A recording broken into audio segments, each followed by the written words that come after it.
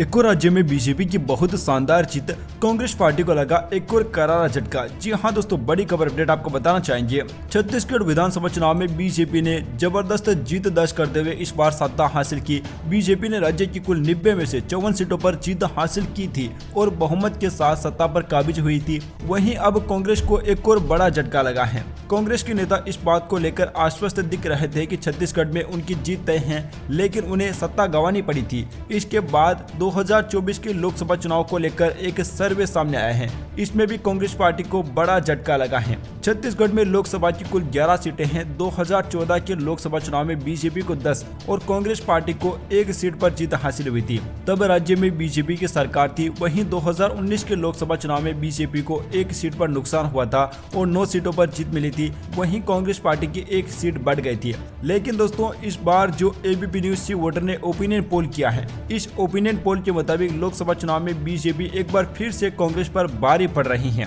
पोल के अनुसार बीजेपी को 9 से 11, कांग्रेस पार्टी को 0 से 2 सीटें मिलने का अनुमान है। वहीं वोट प्रतिशत की बात करें तो बीजेपी को 55 और कांग्रेस पार्टी को 37% वोट मिल सकता है। एबीपी न्यूज सी वोटर के ओपिनियन पोल के मुताबिक छत्तीसगढ़ में लोकसभा चुनाव में स्थिति 2014 और 2019 के चुनाव की तरह ही रहने का अनुमान है। ऐसे में दोनों ही पार्टियां चाहेगी कि राज्य में ज्यादा से ज्यादा सीट पर जीत दर्ज कर अपनी स्थिति को और भी मजबूत किया जाए। बीजेपी जहां विधानसभा चुनाव में मिली सफलता को लोकसभा चुनाव में दोहराने की कोशिश करेगी, वहीं कांग्रेस लोकसभा चुनाव में ज्यादा से ज्यादा सीटें जीतकर विधानसभा चुनाव में लगे झटकों से उबरने का प्रयास करेगी। वैसे दोस्तों, इस ओपिनियन पोल पर आपकी क्या राय है? अपनी राय नीचे कमेंट बॉक्स में जरूर लिखिए।